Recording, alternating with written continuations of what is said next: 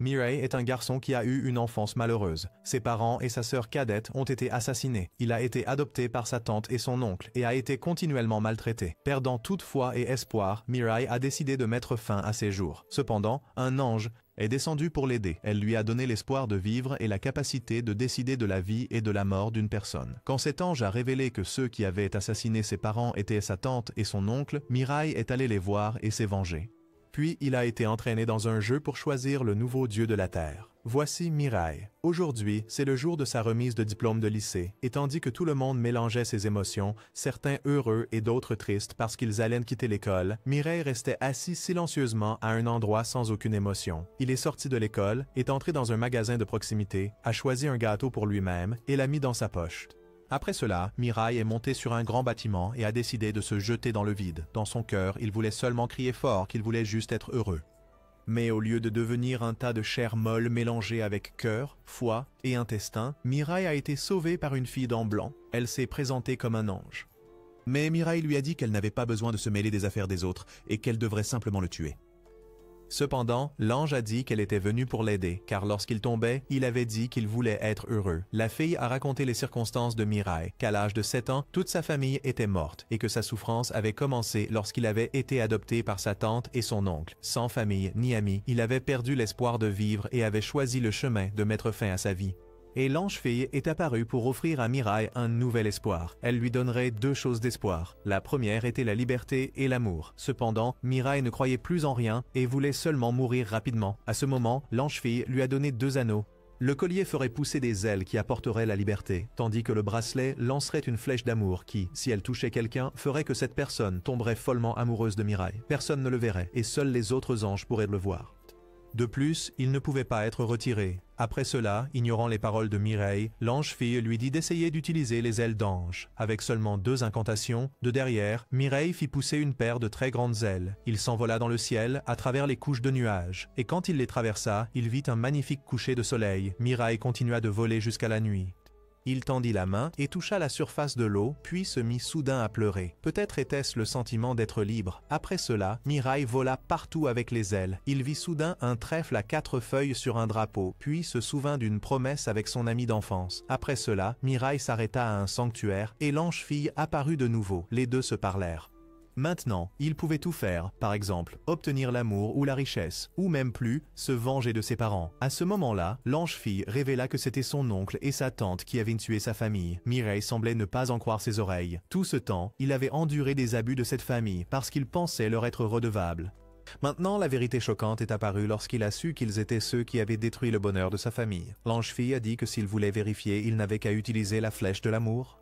Immédiatement après, il retourna voir sa tante. Sans dire un mot, il lui tira directement la flèche. Lorsqu'elle fut éprise de lui, Mireille demanda la vérité sur la mort de sa famille. Elle a ensuite dit que son oncle était le cerveau parce que son père, son frère aîné, avait une immense fortune et l'oncle avide avait comploté pour tuer le père de Mireille afin qu'elle hérite de toute la richesse. Après avoir dit cela, les deux se sont jetés l'un sur l'autre tandis que Mireille restait là, se remémorant la scène de ses parents et de sa sœur cadette explosant en morceaux dans la voiture. Il a demandé pourquoi il l'avait laissé vivre. Dans la douleur et le désespoir, il a déploré que ce soit eux qui auraient dû mourir, pas ses parents. En entendant cela, la tante a immédiatement utilisé un couteau pour mettre fin à sa vie. Alors que Mireille était encore perplexe, l'ange-fille a expliqué que parce que la flèche ferait que les gens l'aimeraient profondément, au point qu'il ferait tout ce qu'il disait, donc sa mort selon ses paroles était normale.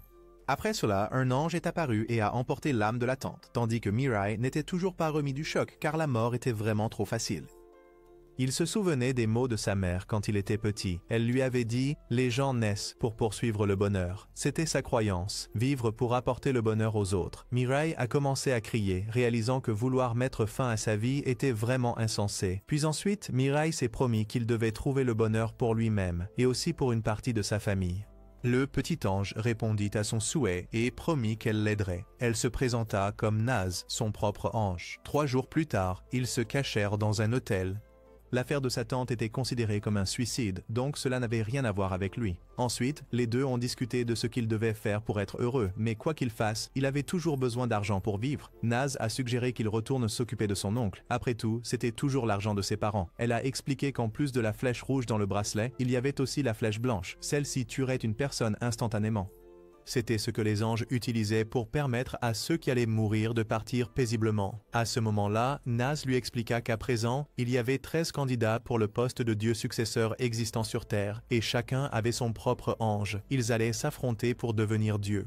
Ce n'est qu'à ce moment-là que Mirai réalisa que le bonheur simple qu'il désirait n'était pas si facile à obtenir. Mirai hésitait parce qu'il ne pouvait même pas s'occuper de ses propres soucis, encore moins devenir Dieu. Mais Nas le persuada que s'il devenait Dieu, il trouverait son propre bonheur. En pensant à ces 3 mots, Mirai se souvint à nouveau des paroles de sa mère. « Mirai, souviens-toi, tu ne trouveras pas le bonheur si ceux qui t'entourent ne sont pas heureux. Et à moins que tout le monde ne soit vraiment heureux, tu ne pourras pas profiter de ton propre bonheur. » En écoutant les paroles de sa mère, Mirai a choisi d'aider ceux qui étaient plus malheureux, et il ne voulait pas devenir Dieu. Il voulait juste aider beaucoup de gens. D'abord, il s'agissait de s'occuper de son oncle. Ensuite, en mangeant, Mirai regardait la télévision et il y avait une interview d'un acteur nommé Tanma. Cet homme était très populaire parce qu'il sortait avec 5 personnes en même temps. À travers l'écran de télévision, Mirai savait que cet homme était aussi un candidat parce qu'il avait un ange qui le suivait. Nas a expliqué en outre que la flèche rouge avait un effet sur un maximum de 14 personnes. Et pour éviter que d'autres innocents soient entraînés par cette ordure, Mirai a commencé à réfléchir à un moyen de s'occuper de lui. Nas a dit que la flèche rouge n'avait un effet que pendant 33 jours et qu'une personne ne pouvait être touchée qu'une seule fois. Tanma avait abusé de la flèche pour forcer des femmes. Mirai croyait qu'un tel dégénéré ne pouvait pas être Dieu. Mais avant que Mirai ne puisse agir, quelqu'un d'autre l'a fait en premier. Alors que Tanma se livrait au plaisir, un super-héros est apparu. Cette personne a ensuite utilisé la flèche blanche et a tué le scélérat d'un seul coup. Après avoir récupéré ses ailes et ses flèches, cette personne est partie. Les filles qui étaient enchantées sont également revenues à la normale. Le lendemain, alors que Mirai venait de terminer son inscription au lycée, il a vu aux nouvelles que Tanma était mort. Ensuite, il a utilisé la flèche rouge pour tirer sur son oncle, le poussant à se dénoncer pour tous ses crimes. Peu de temps après, Mirai a réussi l'examen d'entrée dans l'école qu'il souhaitait. Sa vie a continué comme d'habitude. Alors qu'il se promenait en ville avec Nas, aux informations, il y avait un braquage de banque. Selon le journaliste, les voleurs faisaient pression sur la police pour qu'elle leur fournisse une voiture pour s'échapper. À ce moment précis, le super-héros d'avant est réapparu, il s'est présenté comme Metro. Après cela, il a utilisé la flèche rouge pour tirer sur les forces de sécurité afin de les calmer pour qu'elles n'agissent pas imprudemment. Puis Metro s'est dirigé vers le voleur, a utilisé la flèche rouge pour le maîtriser et lui a conseillé de faire demi-tour. Cependant, de l'intérieur, un autre voleur est apparu et a tiré sur Metro. Il a instantanément esquivé, faisant que ce voleur prenne la balle et meure sans hésitation. Il a ensuite utilisé la flèche blanche pour tuer le voleur, résolvant avec succès l'affaire. Puis, il s'est tenu devant la caméra et a déclaré la guerre aux 11 candidats restants. Sentant le danger, Mirai a dit à Nas de se cacher pour qu'il ne soit pas découvert. Sa vie normale était progressivement menacée.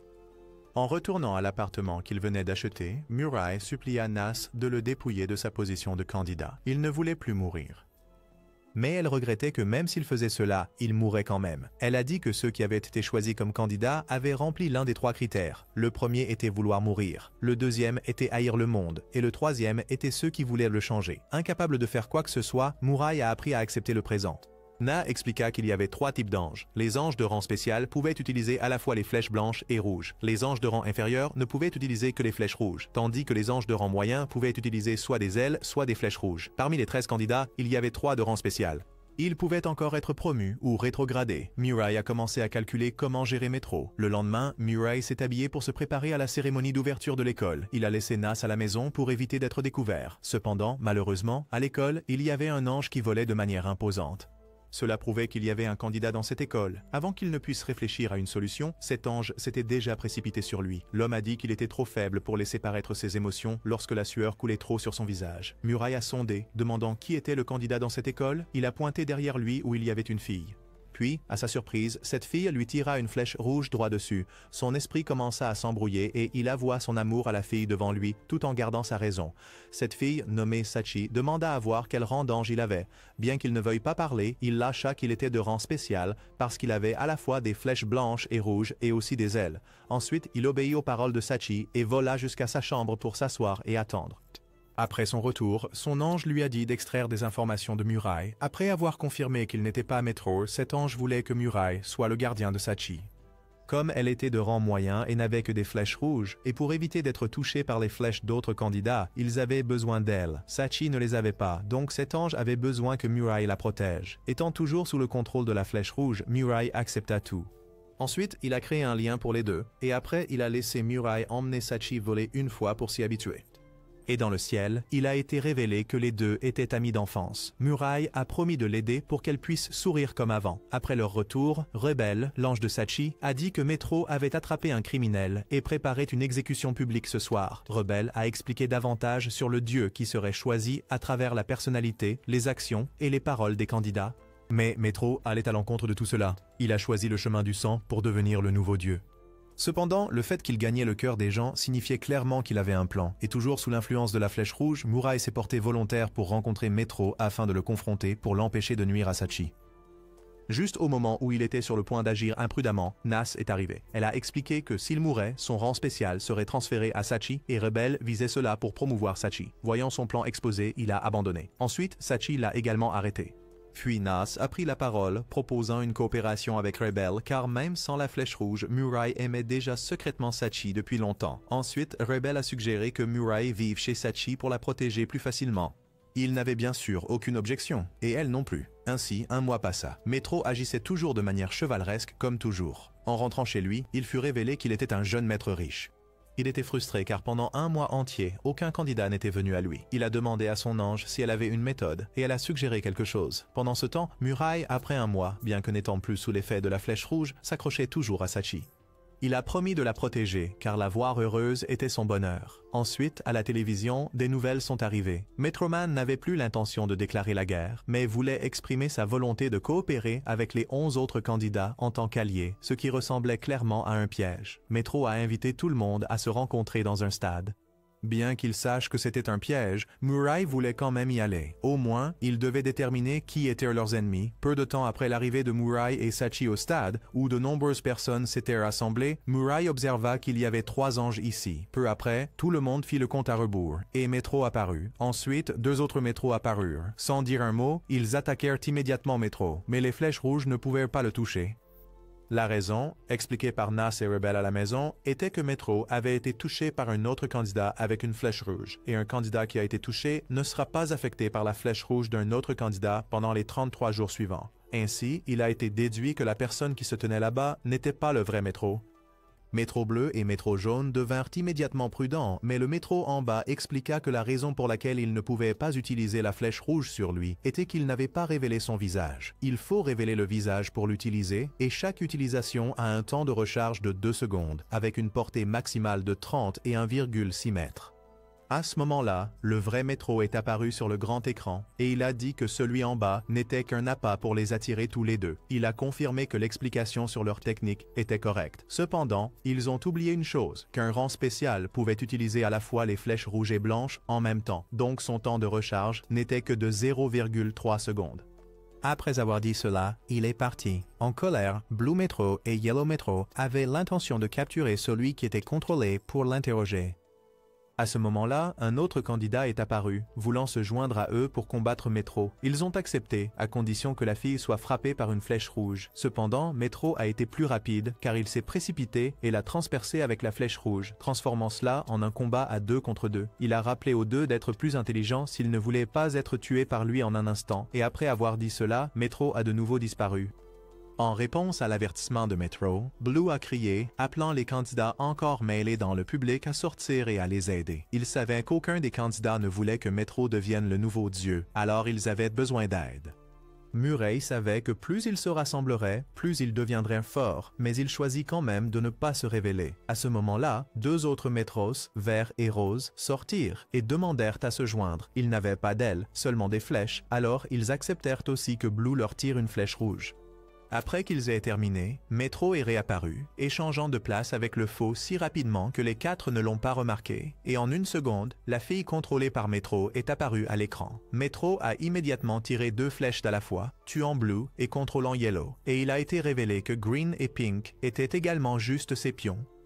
La raison pour laquelle les flèches ne rebondissaient pas sur ces deux-là était simplement parce qu'il les avait engagés avec de l'argent. Metro a ensuite pris l'anneau et les ailes de Blue, et l'âme de Blue a été envoyée ailleurs. Il a ensuite lié Yellow et la fille d'avant ensemble, et sous les yeux terrifiés de la fille, Metro a tué Yellow sans pitié, puis a tourné sa flèche vers la fille. Même si elle était contrôlée, la peur instinctive l'a poussée à essayer de se libérer. Même son ange est apparu, suppliant quelqu'un de sauver sa candidate. Juste au moment où Muraille allait agir, Nas est apparu pour l'arrêter, disant que ce n'était pas le moment. Puis Metro a tué la fille sans pitié. Nas est ensuite venu parler à Metro. Elle a dit que la mort de la fille ne lui faisait rien ressentir parce que ce n'était pas sa candidate, mais que sa mort à lui le ferait. Nas lui lança alors un défi, disant que son candidat le tuerait parce que c'était le seul chemin menant au bonheur. Après avoir dit cela, Nas partit, et Murray et Saki partirent aussi, avec la foule. Le nombre de candidats restants était de 8. Quand ils rentrèrent chez eux, ils avaient tous perdu leur entrain. Au fond de lui, Murray voulait vraiment le tuer, mais il ne pouvait pas. Il se rappela une conversation avec son père. Les deux ont parlé de la foi de sa mère et de comment préserver le bonheur pour toujours. Son père lui a dit de se le rappeler et a averti son fils que la pire chose chez les humains était l'envie envers les autres, donc il ne devait pas faire cela. C'était cet égoïsme chez les humains qui causait les guerres. Si l'envie pouvait être évitée, alors il n'y aurait pas de guerre et les humains pourraient approcher le bonheur éternel dont parlait sa mère. Revenant au présent, Saki a suggéré qu'il devrait trouver plus d'alliés. Elle était sûre que les autres candidats avaient vu la brutalité de Metro, donc maintenant il devait seulement trouver ceux qui ne l'aimaient pas. Juste à ce moment-là, un candidat est venu chez Saki. Muraille est devenu immédiatement méfiant, alors l'homme a demandé à Muraille de lui tirer dessus pour prouver qu'il n'était pas contrôlé par Metro.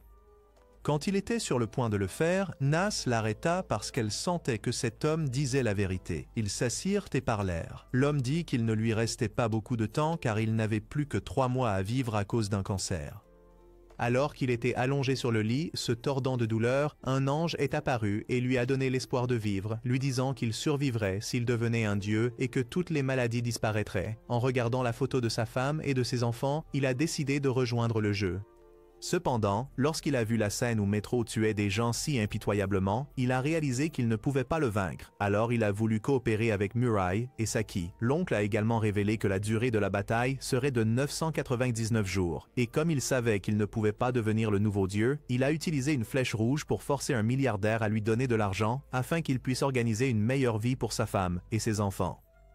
Il a tout fait pour que sa famille puisse avoir un avenir plus paisible. Mais en regardant Metro, s'il devenait Dieu, tout ne se passerait sûrement pas bien. Alors l'oncle a pensé à un moyen de l'arrêter en rassemblant les candidats et en trouvant celui qui serait apte à devenir le nouveau Dieu. En utilisant 14 flèches rouges sur 14 détectives privés et en les plaçant sous couverture tout autour du stade pour identifier les candidats qui se fondaient dans la foule, l'oncle en trouva 2, tous deux aptes à devenir Dieu. Cependant, Muraille et Saki ne voulaient pas devenir le nouveau dieu. Mais Muraille accepta tout de même d'aider l'oncle à une condition, qu'il poursuive le traitement contre le cancer. L'oncle ne pensait pas à ses propres sentiments, mais sa famille le faisait. Alors, en entendant cela, l'oncle a accepté. Pendant ce temps, Metro avait déjà obtenu 3 flèches rouges, une flèche blanche et 3 paires d'ailes, et il a commencé à préparer son prochain plan. De retour chez Saki, l'oncle a présenté son ange, Béret, et a révélé que son nom était Mukato, un créateur de mode. Il avait dessiné plusieurs modèles pour les aider à cacher leurs identités. Après avoir parlé, il est parti, leur disant que s'il ne revenait pas, cela signifiait qu'il était mort et qu'il ne devait pas le chercher. Le lendemain, à une académie royale, Kanade aka Metro venait de terminer son cours quand son ami l'invita à aller regarder des filles. En les observant, ils discutèrent de ce qu'ils souhaiteraient s'ils avaient un vœu. Son ami souhaitait que les gars plus beaux que lui disparaissent et que toutes les filles laides disparaissent aussi. Kanade n'était pas d'accord, car cela l'inclurait également. Puis, l'ami a demandé quel serait son souhait. Kanade a dit qu'il ferait un vœu contraire aux lois de la vie pour ramener les morts. Les deux continuaient de parler sans se rendre compte que le cadet avait déjà terminé l'entraînement de tir à l'arc. Kanade a sauté sur le terrain et a mesuré la portée de la flèche, 31,6 mètres, mais si une flèche chevauchait une autre, ce serait 60 mètres et avec 3 flèches, 90 mètres, ce qui était la distance parfaite. Après l'école, Kanade a acheté un bouquet de fleurs et est rentré chez lui pour célébrer un anniversaire avec son corps gelé. De retour chez Muraille, Mukato avait retrouvé un autre candidat, mais le garçon s'est enfui lorsqu'il s'est approché, ne laissant que 4 personnes non identifiées. À ce moment précis, les nouvelles ont rapporté un tueur qui avait assassiné 3 petites filles et laissé une note de défi. Mukato pensait qu'il devait prêter attention à celle-ci. Peu après, la photo du suspect a été révélée aux informations. Elle a été identifiée comme une ancienne mannequin amateur qui avait abandonné en cours de route. Selon les images de surveillance, elle est entrée dans un magasin de proximité avec une fille et a soudainement disparu. Mukato soupçonnait qu'elle était une candidate, ou que Metro lui avait donné des ailes ou une flèche. Et en effet, elle s'amusait maintenant avec une écolière, s'amusant quand Metro est apparu, lui disant de se dépêcher de finir son travail avant de continuer l'enlèvement. Après avoir dit cela, il est parti tandis que l'assassin sortait un couteau et commençait son travail. De retour avec le groupe de Murai, ils avaient compilé des informations sur Metro. Il possédait 3 paires d'ailes et 4 flèches et il était capable de les partager avec d'autres. La condition pour partager était de tirer sur quelqu'un avec une flèche. Ainsi, la femme assassin pouvait tuer librement des gens pendant les 33 jours suivants. Mukato pensait que cela pouvait être un piège pour attirer les autres candidats et que si on n'arrêtait pas la tueuse, rien ne se passerait. Mais la laisser agir ainsi n'était pas non plus une option. Il proposa le plan selon lequel l'assassin n'était qu'un appât et pendant qu'il l'attaquait, Metro apparaîtrait probablement. À ce moment-là, ils pourraient concentrer toute leur puissance pour l'attaquer. Celui qui devait remplir ce rôle était Murai. Cependant, il ne voulait pas tuer, croyant que l'utilisation de la flèche rouge suffirait. Cependant, Rebel a averti que si quelqu'un tirait une flèche rouge sur Murai, tout serait terminé, parce que si Metro avait déjà envisagé la possibilité d'être manipulé et préparé une autre personne en plus de la meurtrière qui possédait également une flèche rouge, alors la vie de Murai serait finie. Malgré cela, Murai avait toujours peur du sentiment de devoir tuer quelqu'un. À ce moment-là, Murai a prononcé la phrase la plus stupide de l'histoire de l'anime, disant qu'il préférait être harcelé plutôt que de harceler quelqu'un, et qu'il préférait être tué plutôt que de tuer quelqu'un. Le niveau ultime de faiblesse. En entendant cela, Mukato ne savait pas s'il devait s'incliner devant Murai ou devant Bouddha au temple. Il a également souligné que c'était de la lâcheté, pas de la foi, et a mis en place une situation. Si Metro était sur le point de tuer Saki, quelle flèche Murai lui tirerait-il? Et même si Murai voyait Saki se faire tuer, il choisissait quand même la flèche rouge, ce qui était désespéré. Comment quelqu'un pourrait-il encore aimer ce type? Voyant la mentalité instable de Murai, Mukato a temporairement mis fin à la réunion, disant qu'il continuerait demain. Pendant ce temps, Kanade laissait la meurtrière tuer toutes les filles laides du monde, exactement comme son ami le souhaitait. Le lendemain, les nouvelles ont rapporté une autre victime de la meurtrière, et en se basant sur l'endroit où la femme a disparu à Shibuya, Mukato a deviné la position du tueur. Il est ensuite allé rencontrer Murai et Saki, apportant 2 sacs contenant des armes à feu, des armes à utiliser à la place des flèches blanches pour lutter pour la justice. Murai hésita de nouveau en tenant une arme, mais Mukato dit franchement qu'il se moquait de ce que pensait Murai. Tant que c'était quelque chose qui pouvait protéger sa famille, il ferait n'importe quoi, et la soi-disant foi en la vie de Murai n'empêcherait pas la meurtrière de tuer. Il a ensuite élaboré un plan pour capturer le tueur. À ce moment-là, elle venait de tuer une autre écolière et est sortie pour trouver d'autres victimes. Elle a jeté le corps de la victime d'une tour pour attirer l'attention. Lorsque la police est venue enquêter, elle a utilisé la flèche rouge sur eux, leur ordonnant de se débarrasser du cadavre. Bien qu'un officier ait encore essayé de résister à la tentation, Mukato, cependant, savait clairement que la meurtrière n'était qu'un appât pour attirer les candidats afin que Metro puisse les tuer. Alors, il a créé un plan pour l'attirer et l'attaquer. Il ne pouvait plus utiliser la flèche rouge puisqu'il avait déjà atteint le maximum de 14 personnes au stade. Barrett a également expliqué que si A tirait une flèche rouge sur B et ordonnait ensuite à B de tirer une flèche en retour sur A, la deuxième flèche rouge prendrait toujours effet et inverserait les rôles. C'était leur méthode pour attaquer Metro.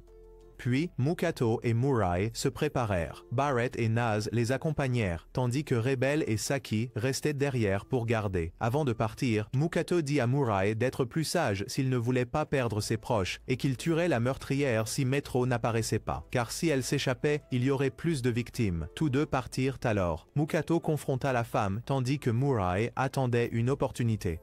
À l'horreur de Murai, toute la tour a explosé. Mukato a été projeté à l'extérieur, mais a été rattrapé par Murai. Heureusement, son costume le protégeait encore bien. Il a dit à Murai que tuer n'était pas bien, mais l'a averti de ne pas être trop sentimental, car la vraie bataille ne faisait que commencer, alors que Metro apparaissait juste derrière eux.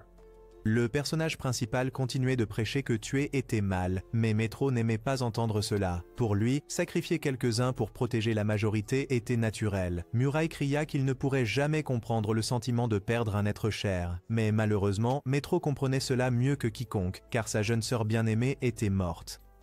Réalisé que les mots étaient inutiles, Murai et Mukato ont essayé de maîtriser Metro. Même à 2 contre 1, Metro ne faiblissait pas. Il a invoqué son ange de rang spécial, Mesa. Barrett et Naz sont également apparus pour soutenir. Mais avant que le combat ne commence, Metro a révélé qu'il avait planté des bombes à de nombreux autres endroits. S'il ne l'arrêtait pas, les bombes exploseraient, tuant plus de gens.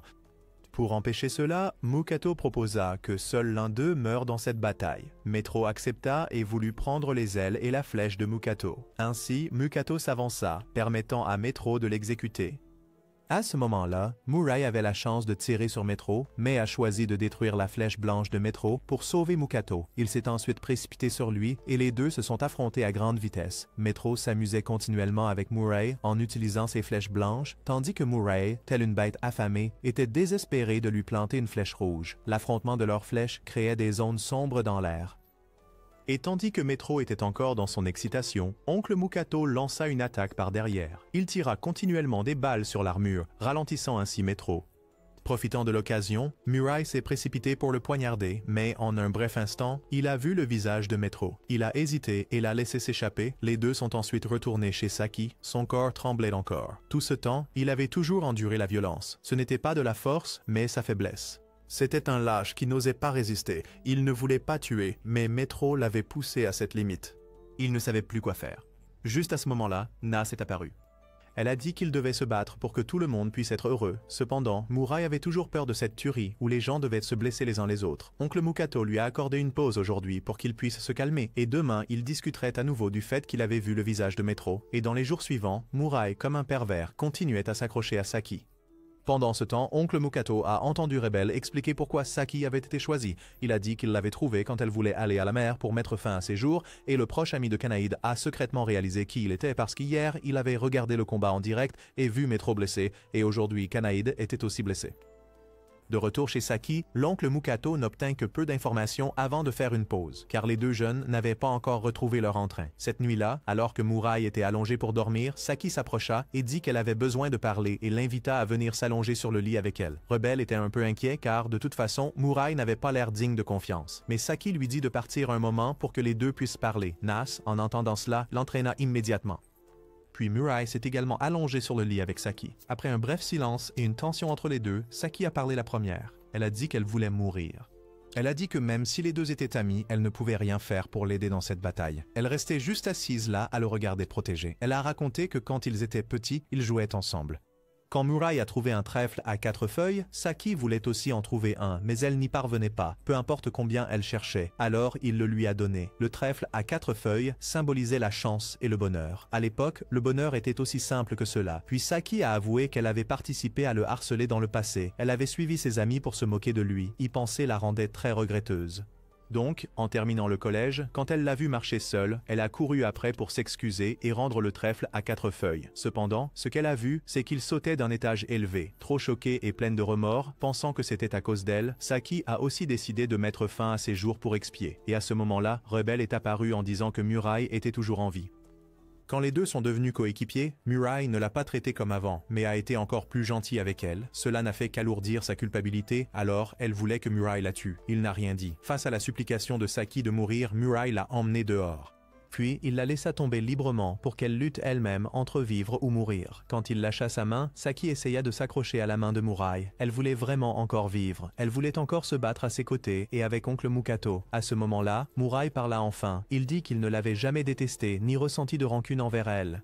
Il l'a même invité à aller chercher un trèfle à 4 feuilles ensemble une fois que tout serait terminé. Les mots de Murai étaient comme des ciseaux coupant tout le fardeau que Saki portait dans son cœur depuis tout ce temps, et maintenant elle pouvait sourire. Le lendemain, l'oncle Mukato apporta des informations qu'il avait trouvées grâce à la description de l'apparence que Murai avait donnée hier. Saki était également plus enthousiaste et a suggéré qu'il devrait chercher davantage d'informations sur les hôpitaux privés pour voir s'il y avait quelqu'un avec de tels traits. Elle a aussi proposé de trouver une nouvelle base. Saki a choisi une église. Oncle Mukato a trouvé cela raisonnable, alors il a dit qu'il s'en occuperait. En plus, il a aussi conçu une tenue pour Saki. Elle le remercia puis leva les yeux vers Barrett en demandant si elle connaissait un moyen de lui donner des ailes, car elle voulait se protéger. L'ange dit que le seul moyen était de les prendre à des candidats qui étaient morts. Le deuxième moyen était de partager comme Metro l'avait fait avec son assassin. Le troisième moyen était de les recevoir d'un candidat mort de maladie ou d'accident. Oncle Mukato ferait cela. Il gardait une arme à ses côtés. Si Metro était sur le point de le tuer, alors il mettrait fin à sa vie pour que Barrett puisse donner les ailes à Saki. Mais elle a rejeté cette méthode extrême. Elle voulait que l'oncle vive et qu'ensemble avec elle et Murai, ils battent Metro. Ce changement et cette détermination ont beaucoup surpris l'oncle Mukato. À ce moment-là, Rebelle a suggéré une autre meilleure solution, qui était de l'aider à faire progresser le rang de l'ange. Barrett a dit qu'elle l'aiderait. Elle échangerait son rang pour qu'il puisse être promu à un rang spécial. Une fois tout réglé, Mukato rentra chez lui pour jouer avec sa fille. La petite fille était très excitée lorsqu'elle a entendu que son père avait préparé un costume pour sa prochaine performance de piano. Mukato a dit qu'il l'attendait aussi avec impatience.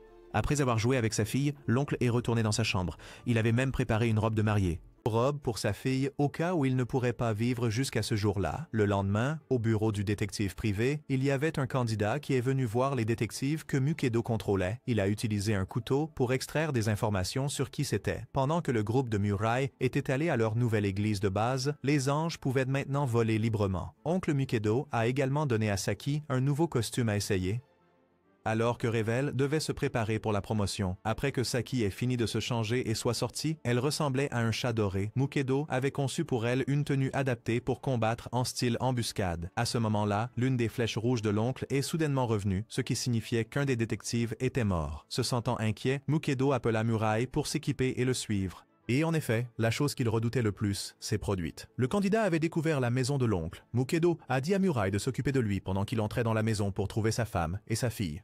Mais ils étaient introuvables. La robe de mariée avait été découpée. L'oncle paniqua et cria pendant que Murai affrontait le candidat. Cet homme n'a pas utilisé une flèche, mais une épée. Cependant, il ne s'est pas battu avec lui, mais est parti. Il est allé dans un parc d'attractions abandonné où il avait pris en otage la femme et la fille d'oncle Mukedo. L'histoire a ensuite légèrement basculé vers le passé de cet homme. Shuko, dès sa naissance, avait un visage laid. En grandissant, il a eu la combinaison de pauvre et laid. Il est devenu la cible de brimades. Cela a duré pendant toutes ses années scolaires. Un jour, en rentrant de l'école, il a vu sa mère essayer de voler sans elle. Trop désespéré, il a aussi pensé à suivre sa mère. Mais ensuite, un ange de Baran est apparu. Il a dit qu'il lui accorderait du pouvoir et a demandé s'il voulait changer le monde. Bien sûr, il n'a pas refusé. La première chose qu'il a faite a été d'utiliser la flèche rouge sur la fille qu'il aimait. Mais quand il a embrassé la fille, il s'est senti dégoûté de lui-même d'être si laid. Pour l'aider, l'ange lui a parlé de métro. Il a donné à Shuko la motivation pour changer. Plus tard, Shuko a subi une chirurgie esthétique et a commencé à s'entraîner. Et un jour, il a fait en sorte que les filles l'admirent sans utiliser la flèche rouge. Pourtant, il ne savait toujours pas comment commencer une conversation avec les filles. Une fois, Shuko regardait en direct le combat entre Metro avec Mukedo et Murai. Il a vu que Metro et Tentaculé étaient inacceptables, alors il a décidé d'aider Metro. Même si l'ange lui a dit qu'il serait tué, Shuko l'a ignoré et voulait voir le monde chaotique que Metro créerait après être devenu le nouveau dieu. Shuko a commencé à rassembler des informations pour trouver Metro, en commençant par les médecins des hôpitaux privés. Il a obtenu une information selon laquelle, il n'y a pas longtemps, un jeune maître riche est venu demander aux médecins de trouver un moyen de garder le corps de sa sœur toujours beau et plein de vitalité. Shuko a continué à chercher des informations sur l'ADN de Metro à travers des fragments laissés après les batailles et a rapidement trouvé l'école que Kanade fréquentait. Shuko a contrôlé une fille pour lui transmettre le message puis a organisé une rencontre au gymnase de l'école. Après avoir entendu l'information, Kanade a tué la fille juste devant son ami. Puis, il a contrôlé une personne déguisée en lui-même pour aller rencontrer Shuko. Lui-même ne s'est pas montré, mais a appelé Kanade en vidéo et a exprimé son souhait de devenir son subordonné. Après réflexion, Kanade a accepté à condition qu'il doive attirer Mukedo dans un piège. Et maintenant, il l'avait fait. Il avait utilisé 13 flèches rouges et en avait gardé une pour le combat. Alors qu'oncle Mukedo était en grande peine et incapable de réfléchir, Barrett l'a ramené à la raison. À ce moment précis, Kanade l'a appelé pour lui dire l'emplacement de sa femme et de sa fille. Immédiatement, l'oncle et Murai sont partis, tandis que Saki est resté derrière puisque Revel n'avait pas encore été promu. Encore une fois, être laissé derrière fit sentir Saki très inutile. Voyant cela, Revel retourna dans la salle de concentration pour monter en grade le plus rapidement possible. Pendant ce temps, l'oncle Mukedo, après être arrivé au parc d'attractions abandonné avec Murai, vit Shuko qui avait enfermé sa femme et son enfant dans une maison de verre à sens unique. Sans aucune hésitation, il s'est précipité pour sauver sa famille. Et ainsi, le plan de Shuko était complet. Alors qu'il s'apprêtait à tirer une flèche rouge sur la femme de Mukedo, Murai a sorti sa flèche blanche pour le menacer, chargeant en avant et forçant Shuko à s'envoler. Murai a ensuite changé pour la flèche rouge et s'est défendu, tandis qu'oncle Mukedo essayait de trouver une sortie de la maison de verre. Les armes à feu n'avaient aucun effet, il devait donc trouver une autre méthode. Pendant ce temps, Kanade faisait bouger Shuko selon ses ordres. Dans l'après-midi, Metro et Shuko sont apparus, créant une position en tenaille sur Murai. Pour éviter d'être entouré, Murai a décidé de se retirer à l'intérieur de la maison de verre et, avec la famille de l'oncle Mukedo, est allé plus loin à l'intérieur. Dehors, Shuko ne comprenait pas pourquoi Mukedo agissait de manière si imprudente, mais Kanade a expliqué que c'était à cause de l'amour. Il aimait tellement sa famille qu'il risquerait tout. En entendant cela, les émotions de Shuko se sont agitées, car l'amour était précisément ce qu'il désirait le plus. Sentant que c'était une perte de temps, Metro laissa Shuko garder pendant qu'il retournait préparer autre chose. À l'intérieur de la serre, Mukedo et Mirai continuaient de bouger tout en discutant d'un plan. Sachant que Kanade à l'extérieur pourrait écouter, Mirai fit semblant de dire son plan à haute voix, puis les deux se précipitèrent dehors. Cependant, même si Kanade ne sentit aucun mouvement, il ne vit personne s'envoler. Il devina que Mirai faisait simplement une pause dans ses mouvements pour le tromper. Shuko a continué à surveiller jusqu'à la tombée de la nuit, mais il n'y avait aucune activité. Il a gardé pendant 2 jours de plus. Même si Nice et Barrett étaient déjà partis, il croyait toujours que les deux étaient à l'intérieur. Kanade, fatigué, a dit à Shuko de continuer à surveiller pour qu'il puisse se reposer. Pendant ce temps, Revel était sur le point de commencer le processus d'ascension. Le dieu actuel a reconnu ses efforts et a immédiatement promu Revel à un rang spécial. Soudain, Saki apparut au parc d'attractions. Barrett expliqua la situation actuelle. Mukedo et Mirai étaient à leur limite et ne pouvaient plus voler.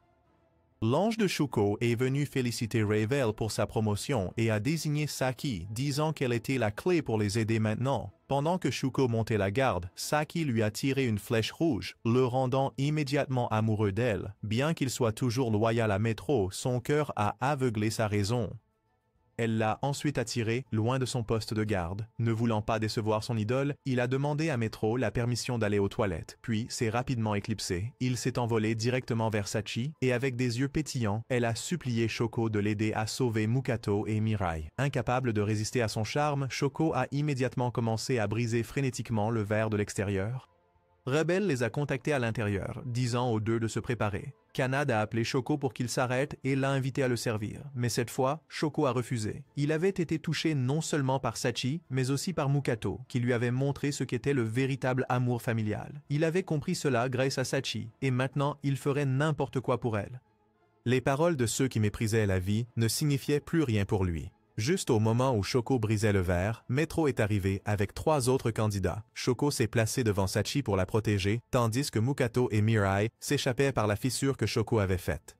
Cette bataille serait désormais 4 contre 4. Cependant, Rebel s'avança pour négocier, sachant que Metro ne se battrait pas à moins d'avoir l'avantage, et aussi parce que Mukato atteignait sa limite. À la surprise générale, Metro accepta. Ensuite, Sachi ramena la femme de l'oncle Mukato à l'église, puis retourna au parc d'attractions. Elle vint prendre son enfant, et avant de partir, elle rapporta à Mirai les mots de Rebel. Une fois l'équipe au complet, Sachi ordonna à Shoko de tuer Metro. Puis elle, l'oncle Mukato et Mirai se tirèrent des flèches rouges pour éviter d'être contrôlés. Shoko s'élança pour affronter l'homme chauve avec des armes à feu. Cet homme tirait tout en se vantant de ses armes, mais Shoko esquivait facilement car pour lui, tout ressemblait à un film au ralenti. Pourtant, Shoko ne parvenait pas à porter un coup car l'homme chauve était aussi trop rapide. L'homme chauve s'envola haut et utilisa des roquettes, projetant Shoko directement contre le mur. Pensait que c'était fini, mais soudain Mirai et Sachi apparurent par derrière, attaquant par surprise et verrouillant les ailes de l'homme chauve avant de le traîner au sol, où Shoko attendait déjà. D'un seul coup, il coupa la tête de l'homme chauve. Le combat devint 4 contre 3. Furieux, Metro envoya le docteur Fou dans le combat. Cette femme aimait jouer avec le poison. Dès qu'elle apparut, elle montra au groupe de Mirai un virus mortel. Elle a sorti une souris, l'a laissée inhaler une fois et en quelques secondes, elle a explosé. Le docteur croyait que si une telle quantité était libérée, d'innombrables innocents mourraient. Il y avait 2 façons de l'activer. L'une était ce bouton et l'autre était un bouton à l'intérieur de son cœur. Cependant, elle a dit que si quelqu'un se portait volontaire pour être son cobaye et absorber tout le virus, alors personne d'autre n'avait à mourir. Sans hésitation, Metro a pointé directement Mirai et lui a dit qu'il devait être l'otage. Sans autre choix, Mirai a dû descendre et affronter le docteur. Elle a ensuite ordonné à Mukato et Shoko de déposer leurs armes. Ensuite, Mirai s'est lentement dirigé vers elle. Sachi ne voulait pas qu'il meure et criait sans arrêt, mais Shoko l'a rassuré. Dans ce moment de vie ou de mort, tout le monde se creusait la tête pour trouver un moyen de sauver Mirai sans laisser la folle appuyer sur le bouton. Quand Mirai était sur le point d'être injecté, il déploya soudainement ses ailes. En voyant cela, elle a immédiatement libéré le virus, mais Mirai l'a transpercé avec une flèche blanche, le détruisant. Barrett a expliqué que puisque la plupart des cellules avaient été collectées à partir de corps humains, la flèche pouvait le tuer, et parce que la flèche a transpercé le flacon, le virus ne pouvait pas s'échapper. Mukato a exhorté Mirai à la tuer car il ne pouvait pas être sûr qu'elle n'avait pas encore plus de virus. De plus, la flèche rouge ne pouvait pas être utilisée parce que Metro en avait déjà utilisé une sur elle. Mirai hésita de nouveau, se remémorant les paroles de son père et de sa mère, pris dans un conflit intérieur. Mukato, épuisé, s'effondra au sol, mais pointa toujours son arme vers Metro. Ne voulant pas laisser un faible comme Mirai hésiter éternellement, Metro tira une flèche blanche sur lui. Le docteur suivit également son ordre et lança la seringue sur Mirai. À ce moment-là, l'anime semblait avoir besoin de changer de personnage principal puisque Mirai était si inutile. Cependant, Sachi cria « Non » et se précipita pour le protéger. Mirai a à peine réussi à dévier la flèche blanche de Metro, mais la seringue volait toujours vers lui. Shoko est apparu, coupant 2 des seringues, mais il a manqué la dernière. Il a utilisé son propre corps pour protéger Sachi. Avant de mourir, il a quand même réussi à lancer son katana, tuant le docteur. Même alors que son corps se dissolvait, Shoko a demandé à Sachi si elle était blessée. En fin de compte, il était heureux d'être né et de l'avoir rencontrée. Quelques instants plus tard, les anges de Shoko et du docteur apparurent pour emporter leurs âmes. Sachi reçut le bracelet de Shoko. Metro, dégoûté par cette farce, critiqua Mirai, disant que c'était sa faiblesse qui avait causé la mort de Shoko. Si Mirai n'avait pas été aussi idiot et avait agi plus décisivement, Shoko ne serait pas morte. Le personnage principal de l'anime a pris la parole. Mirai a dit qu'il était triste parce que Shoko était morte, mais peu importe qui mourait, il serait toujours triste. C'est pourquoi il devait continuer à vivre. Tuer était mal. Metro trouva cela trop sentimental et tira immédiatement une flèche blanche sur Mukato. Mirai se précipita pour l'attraper. À ce moment-là, Mukato respirait à peine. Mirai le confia à Sachi pour qu'elle s'en occupe. Metro appela son dernier compagnon pour se battre, mais le garçon tremblait comme une feuille depuis le début et s'enfuit. Maintenant, c'était un combat en tête-à-tête entre Kanade et Mirai. Les deux échangeaient des mots, l'un se battant pour des idéaux, l'autre pour le bonheur personnel. Metro exigea un ensemble de règles pour le duel afin d'éviter la tricherie et permit à Mirai de les établir. Après réflexion, Mirai proposa que tous deux arrêtent de voler et tirent des flèches l'un sur l'autre à tour de rôle. Metro ajouta « L'un tire, l'autre esquive, tour à tour, et à chaque raté, ils doivent se rapprocher d'un pas. » D'accord, ils atterrirent tous deux pour se faire face. Metro a lancé une pièce pour décider qui commencerait, mais a soudainement lancé une attaque. Heureusement, Mirai a bloqué avec une flèche rouge. Les deux se sont rapprochés. Mirai tira une flèche, Metro la dévia, et tous deux firent un pas en avant. Dans la déclaration arrogante de Metro selon laquelle il gagnerait et Mirai perdrait, on nous montra le passé de Kanade. Autrefois, il avait une très belle sœur cadette. Kanade la voyait comme l'incarnation de la perfection. Alors, il la chérissait et la protégeait, faisant tout pour elle. Mais ensuite, un incident s'est produit. Un jour, lorsque sa jeune sœur a dit qu'elle aimait un garçon de sa classe, cela a beaucoup choqué Kanade. Il avait peur que sa sœur soit corrompue par les choses du monde, et alors Kanade a révélé sa nature déformée et surprotectrice envers sa sœur. Alors, pour la première fois, elle vit son frère comme effrayant. Elle tenta de s'enfuir précipitamment, mais Kanade la retint. Les deux se débattirent, et dans la bousculade, la sœur trébucha et se cogna la tête contre le coin d'un mur et mourut sur le coup. Kanade paniqua énormément à la mort de sa sœur. Mais ensuite, dans son esprit, il pensa qu'aussi longtemps qu'il la garderait dans cet état, elle resterait belle pour toujours. Alors, Kanade organisa un faux enterrement et scella secrètement son corps pour préserver sa beauté. Cependant, il réalisa progressivement que la beauté seule ne suffisait pas. Il voulait que sa sœur revive. Dans son désespoir, Kanade envisagea de se suicider pour être avec elle. Puis, son ange apparut. Elle lui dit qu'il y avait un moyen de ramener sa sœur à la vie. C'était de devenir Dieu et de transformer celle qu'il aimait en ange. Après s'en être souvenu, Metro tira une flèche vers Mirai et il la bloqua à nouveau avec succès. À ce moment-là, le combat entre les deux était déjà diffusé en direct pour que les gens puissent le regarder. La distance entre eux était maintenant de 20 mètres. Le combat se résumerait uniquement aux réflexes.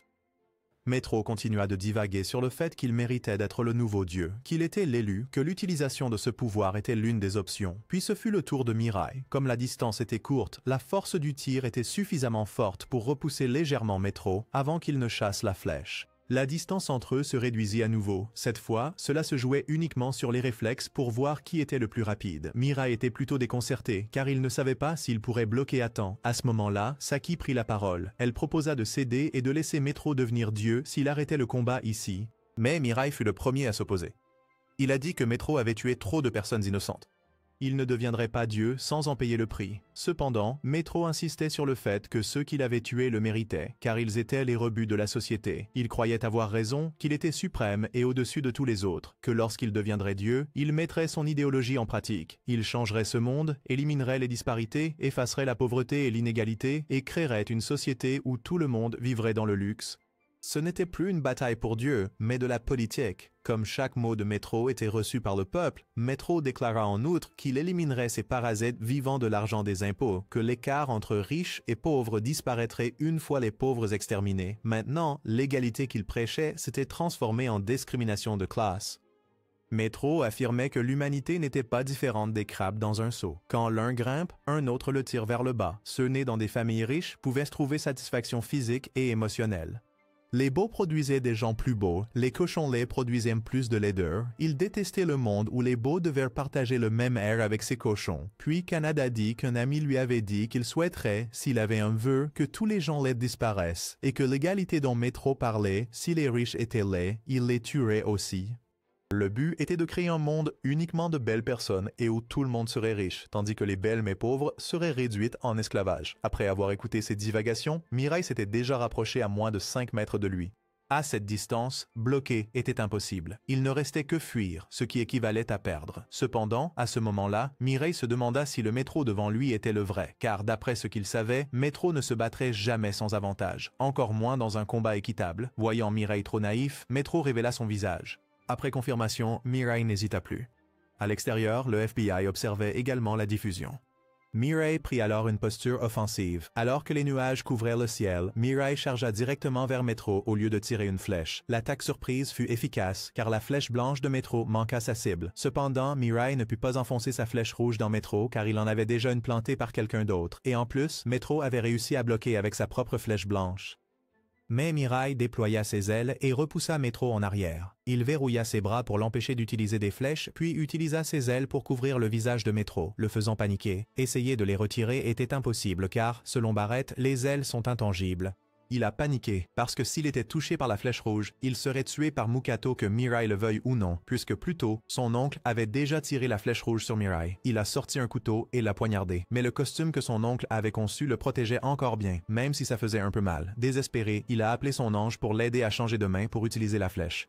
Mais avant qu'il ne puisse le faire, Saki est arrivé et a verrouillé son autre bras. Tous les trois se sont alors battus et ont finalement réussi à maîtriser Metro. Le reste dépendait de l'oncle Mukato. Il a lentement dirigé son arme vers Metro. Kanade, à ce moment-là, savait aussi ce que ressentait une victime sur le point de mourir. Il a supplié Mireille de l'aider, puis a évoqué le principe de Mireille de ne pas tuer pour toucher sa compassion.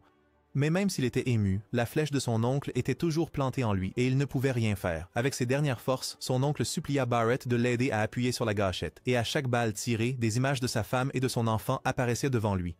Il leur manquait vraiment et son souhait avait peut-être été exaucé lorsqu'il a protégé sa famille avant de mourir. Et chaque balle anti-char volait droit dans le corps humain fragile de Kanade. Son cœur, son foie et ses entrailles se brisaient en morceaux. Après la rafale, le corps de Kanade était en morceaux. Oncle Mukato a également rendu son dernier souffle, puis Mireille et Saki l'ont emporté, tandis que le bracelet et le collier de Kanade ont volé vers celui qui avait tiré la flèche rouge sur lui. Son ange a également emporté son âme. Elle ne comprenait pas pourquoi l'ange de Soko l'avait empêché d'aider Kanade. Il a dit que Soko ne voudrait sûrement pas que Saki soit blessé. Après avoir parlé, ils sont partis tous les deux. Mireille a emmené Mukato à l'hôpital. Cependant, il ne pouvait que l'aider à vivre assez longtemps pour dire adieu à sa famille. Bien sûr, dans cet état, il ne pouvait plus rien dire. Sa femme n'eut que le temps de lui allumer une cigarette avant que le moniteur cardiaque ne signale une ligne plate. Barrett apparut pour emporter son âme. Elle était fière de l'avoir choisi comme candidat et bénit sa famille. Ensuite, Barrett rendit les ailes et les flèches à Saki pour qu'ils puissent tous deux poursuivre sa volonté. Tout n'était plus que silence et le long bip du moniteur cardiaque. Dehors, au parc d'attractions, le FBI est arrivé et il recueillait les restes de Kanade pour l'enquête. Bien que Muraille ait toujours ressenti que c'était vraiment mal, même si cela était considéré comme sauver le monde, il avait aidé à tuer. Cependant, Saki a dit que ce qu'oncle Mukoto avait fait n'était pas mal. C'était un héros qui avait sauvé beaucoup de gens et voulait seulement choisir un nouveau dieu en paix. Quand ils furent calmes à nouveau, ils discutèrent de celui qui avait pris les anneaux de Kanad, et c'était nul autre que le gamin qui s'était enfui plus tôt. Il s'avère que lui et l'ange de Shoko avaient planifié la chute de Kanad, mais Shoko n'était plus en vie pour le voir. Quand tout fut terminé, il salua l'ange du garçon puis s'envola, pour savoir comment le garçon avait pu tirer la flèche sur Kanad, et nous revenons au moment où lui et son ami regardèrent les faits. Alors que Kanad regardait ses subordonnés s'entraîner au tir à l'arc, le garçon s'était caché au loin et avait tiré droit dans son cœur lorsqu'il ne faisait pas attention. Il a été manipulé par le garçon pour être ramené à la base, acceptant de remettre tous les biens après la mort et de se battre jusqu'au bout contre Murai, même s'il était désavantagé. De retour au présent, Murai recalculait le nombre de candidats. Saki avait maintenant 3 paires d'ailes et de flèches, il restait encore 4 groupes. Les 4 paires d'ailes et de flèches, y compris le blanc de Métro, appartenaient maintenant à l'un de ces 4. Maintenant, il espérait seulement qu'ils n'étaient pas aussi brutaux que Métro. Quand Saki apporta de la nourriture, elle vit Murai dormir à côté de l'armure de l'oncle Mukoto. Le lendemain, Murai sortit et demanda à Saki où étaient allés Revel et Nas. Elle répondit qu'ils étaient tous les deux sortis tôt, donc elle ne savait pas. Ils s'assirent alors et mangèrent ensemble. Pendant que Nas et Revel se rendaient à la réunion des anges, il ne restait plus que 6 candidats. Un ange prit la parole en premier. Il dit que cette bataille ne mènerait nulle part. Sa candidate ne savait que se faire belle et vivre une vie virtuelle sur Internet. Elle espérait même que si quelqu'un d'autre devenait le nouveau dieu, il ne lui enlèverait pas sa flèche rouge. Il restait encore 800 jours jusqu'à la fin. Donc, pour empêcher les candidats de ne rien faire, ils ont tous proposé que l'ange Penima crée des jeux. Pendant ce temps, le garçon d'avant a commencé à voler dans toute la ville pour que les candidats connaissent son existence. Revel est rapidement revenu pour informer Murai et Saki, et quand ils ont regardé la diffusion en direct, ils ont vu que le garçon avait déjà révélé son visage. Il s'est présenté comme Yuito, un élève de 6e. Murai réalisa que l'enfant marchait à côté de Métro, déduisant qu'il était très probable qu'il avait hérité de toutes les ailes et flèches de Kanad, faisant de Yuito un candidat extrêmement dangereux. Le garçon a révélé tout le plan pour tuer Kanad. Cependant, il ne voulait pas lui-même devenir le nouveau dieu. Il a parlé du nouveau jeu divin et des 13 candidats à travers le Japon, et son ange était Penima, du rang le plus bas. Yuito a expliqué la raison pour laquelle il a été choisi. En gros, il menait une vie normale, très normale même. Il avait beaucoup d'amis, des parents aimants et une famille harmonieuse. Puis, une fois, quand il a vu les somnifères de son père laissés sur la table et a essayé de les ranger, Penima est apparu, pensant à tort que le garçon essayait de côté et l'a choisi comme candidat immédiatement. Au début, Yuito n'utilisait les ailes et les flèches que pour de petits objectifs comme devenir plus fort au football, jusqu'à ce que Métro apparaisse et menace de tuer les candidats. C'est alors que le garçon a commencé à planifier de tuer Métro. Il a également expliqué les fonctions des flèches blanches et rouges, et l'ange de Shoko l'avait aidé à gérer Kanad. Les journalistes voulaient poser des questions sur la véritable identité de Métro, mais le garçon n'a pas répondu. Son but en révélant son visage était de demander à tous les gens du monde de l'aider à trouver les 5 candidats restants. Cela les a tous rendus semblables à des criminels recherchés. Yuito a même dit qu'après avoir assisté à la bataille de Métro, il souhaitait vraiment que Murai devienne le nouveau dieu. Alors il l'a priorisé et a insisté pour que l'identité de Murai soit découverte en premier. Même si cela semblait fou, en plus de Yuito, la candidate obsédée par la beauté a également choisi de se ranger du côté de Murai tant qu'il ne lui retirait pas sa flèche rouge. Néanmoins, Murai comprenait clairement que même si le garçon semblait avoir tout dit, il cachait encore un fait crucial, qu'il possédait la flèche blanche. À ce moment-là, alors que Yuito louait encore la grandeur de Murai dans son combat contre Métro, une équipe du FBI s'approchait pour l'arrêter. Cependant, avec ses ailes, Yuito se déplaça extrêmement vite et s'échappa en un instant.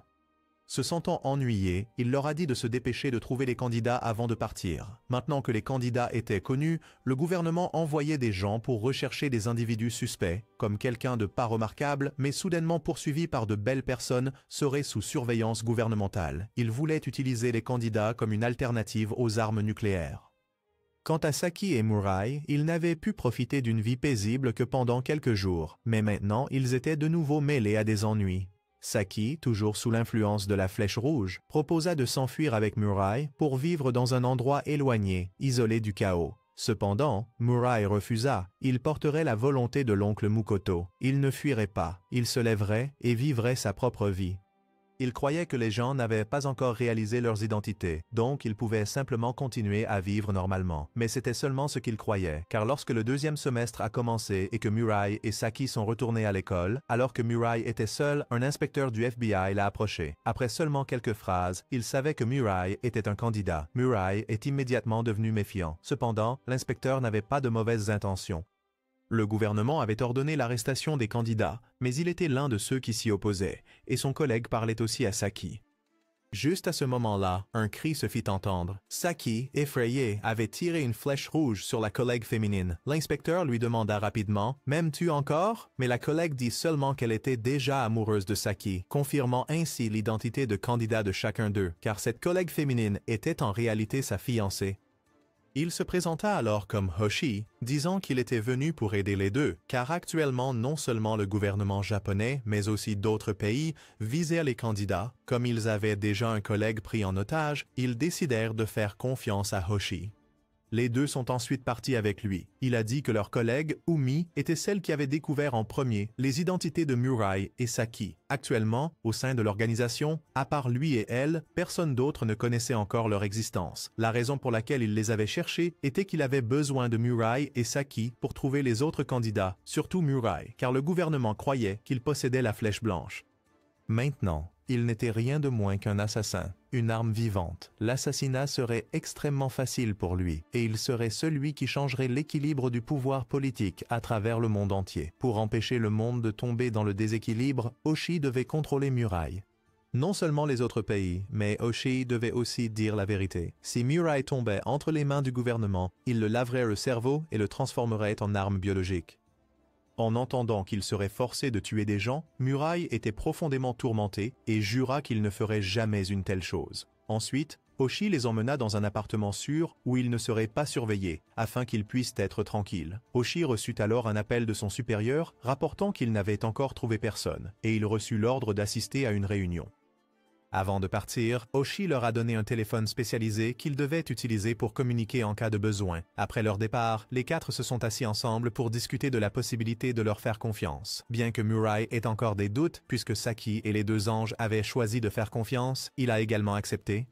Tard dans la nuit, lorsque Hoshi et Umi sont revenus de la réunion, Murray et Saki leur ont tout raconté sur le jeu des candidats divins. Après avoir tout entendu, Hoshi était ravi que Murray n'ait jamais utilisé la flèche blanche, car il ne voulait pas le transformer en arme. Il leur a également informé qu'un candidat avait déjà été capturé par le gouvernement.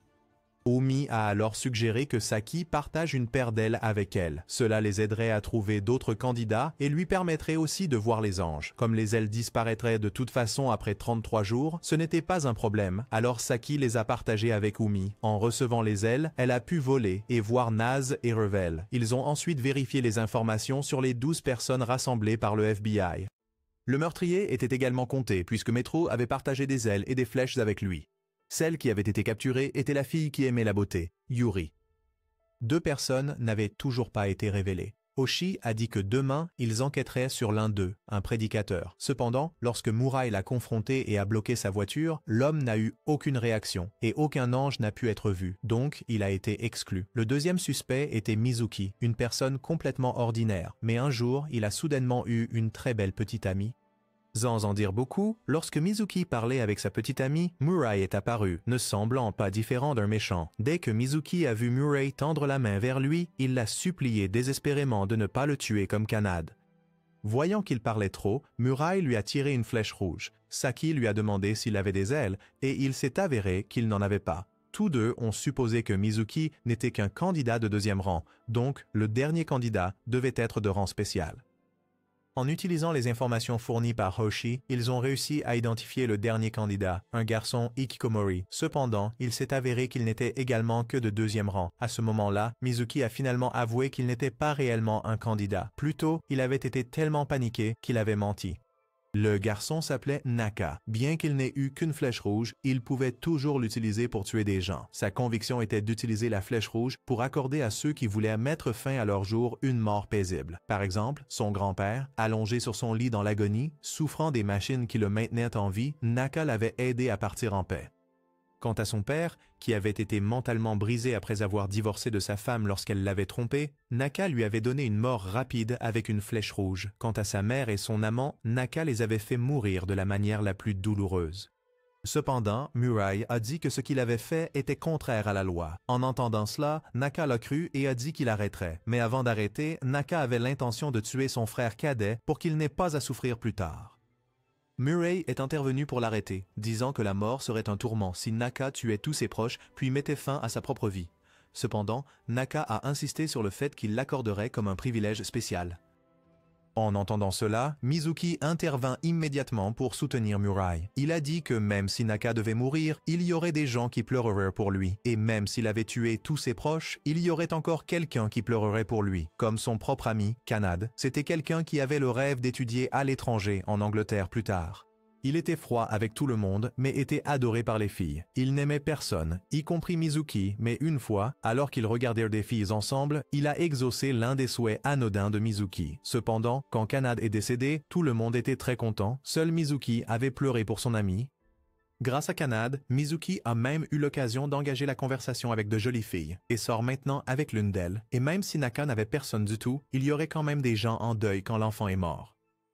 À la fin, Naka a été persuadé et a accepté de ne plus tuer des gens imprudemment. Cependant, quand Revel avait besoin de lui pour participe à l'élection pour choisir le nouveau dieu. Il a refusé. Murai a dit que le temps pressait. Il restait encore un candidat caché. Ils devaient tous se rassembler pour élire le nouveau dieu. S'ils continuaient à tergiverser, le gouvernement trouverait les candidats, les laverait le cerveau et les transformerait en armes vivantes. Mizuki a également fait de son mieux pour persuader et finalement, Naka a accepté de participer. Mais le gamin avait toujours l'intention de mettre fin à ses jours. Murai devait seulement le garder en vie jusqu'à l'élection, puis il voterait pour lui.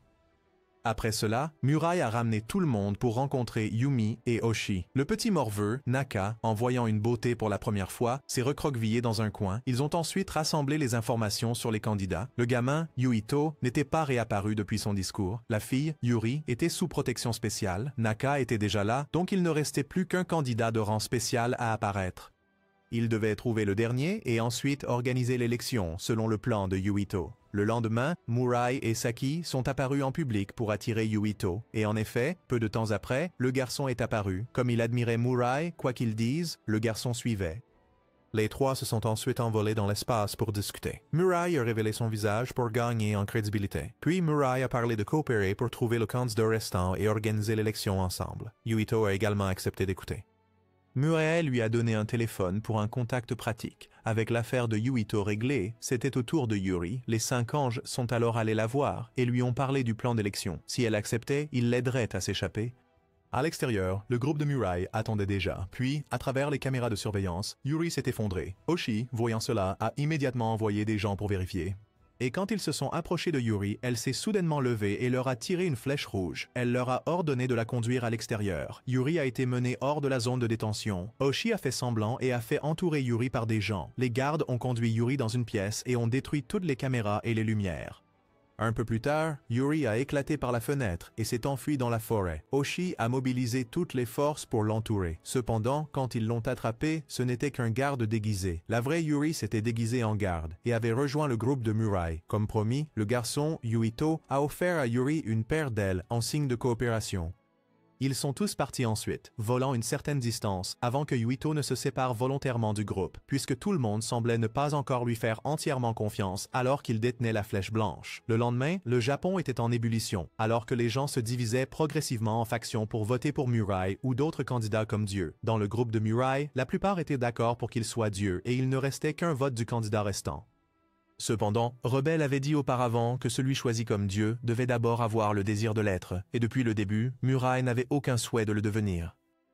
Pour que Murai comprenne mieux le rôle de Dieu, l'ange de Naka a expliqué que lorsqu'on devenait Dieu, on pouvait faire en sorte que ce jeu de sélection n'ait jamais eu lieu. Dieu pouvait permettre aux candidats de garder leurs flèches et leurs ailes, et Dieu pouvait manipuler toute l'humanité s'il le souhaitait. C'est pourquoi l'ange a créé ce jeu, pour choisir celui qui pourrait guider l'humanité dans la bonne direction.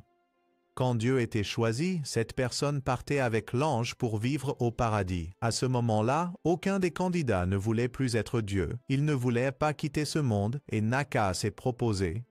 Cela semblait correspondre à la volonté de son ange. Le garçon pensait qu'il changerait ce monde pour que son frère cadet puisse être plus heureux. Les idéologies opposées ont commencé à apparaître. Yuri et Naka ont convenu d'accorder la flèche rouge à ceux jugés dignes afin qu'ils puissent avoir de meilleures vies. Cependant, Murai s'y opposait car cela était trop déséquilibré. Les humains devaient trouver leur propre bonheur au lieu de compter sur la flèche.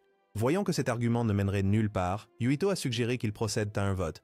Ils écouteraient celui qui obtiendrait le plus de votes. Après cela, ils ont commencé. Yuri et Saki ont choisi Naka comme dieu, donc même si Yuito choisissait Murai, le dieu serait quand même Naka. Cependant, l'ange de Naka a donné un avertissement. L'ange gardien de l'autre candidat était l'ange de la destruction, donc cette personne choisirait un candidat imprévisible. Et comme c'était la destruction, le chaos serait inévitable. Et cette personne est apparue. C'était un professeur à l'université, quelqu'un qui poursuivait l'existence de Dieu. Quant au groupe de Murai, après avoir terminé leur discussion sur la manière de faire sortir le dernier candidat, lui et les autres candidats ont fait leurs adieux à Hoshi. Puis, tous les 5 se révélèrent devant le public. Ils rencontrèrent Menu, l'ange de la destruction. Cependant, son candidat ne révéla pas son visage. Le professeur était dans son laboratoire, regardant à travers les caméras. Pendant ce temps, le gouvernement prévoyait également d'encercler le groupe de Murai. S'il ne pouvait pas les capturer, il les tuerait tous pour qu'aucun pays ne puisse posséder un candidat. Après un moment de silence, Menu parla. Son candidat apparaîtrait une fois qu'il recevrait une réponse raisonnable. C'est ce qu'il ferait s'il devenait Dieu. Mais avant qu'il ne puisse répondre, le gouvernement a déployé des hélicoptères de combat. Cependant, les soldats ont reçu l'ordre de cesser le feu de la part du Premier ministre. Il s'est avéré que le professeur Gaku avait appelé le Premier ministre. Il a exigé que rien ne soit fait pour nuire au groupe de Murai. Le fait qu'il se soit révélé signifiait qu'il ne voulait blesser personne. Si le Premier ministre les tuait avant que Gaku ne reçoive sa réponse, alors il ferait regretter au Premier ministre. Quant au groupe de Murai, comme prévu, tout le monde s'est dispersé, chacun restant à des endroits différents. Puis des drones sont apparus pour qu'ils puissent parler. Le premier était Naka. S'il devenait Dieu, il créerait un monde où chacun pourrait mettre fin à sa vie comme il le souhaite, de la manière la moins douloureuse possible. Ceux qui seraient d'accord avec lui seraient les perdus et les personnes âgées. Ensuite, il y avait Yuri. Elle créerait un endroit où les gens n'auraient pas besoin de travailler. Ils seraient tous heureux. Les machines et l'intelligence artificielle travailleraient pour eux.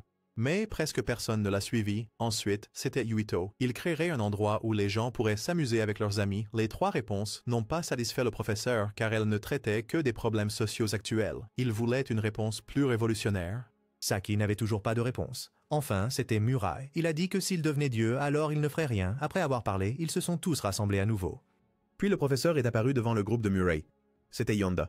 Il a ensuite exposé son hypothèse. Metro ne croyait pas en Dieu. Au début, personne ne croyait que Dieu existait, mais maintenant il existait. Pourtant, ce n'était pas le Dieu que les gens imaginaient. C'était un Dieu artificiel. Yonda a alors demandé pourquoi Mirai ne ferait rien en tant que Dieu. Mirai croyait que les humains devaient se tenir sur leurs propres pieds. S'ils devenaient Dieu et changeaient la vie de l'humanité qui avait été prédestinée par le ciel, alors ce ne serait pas différent d'une dictature.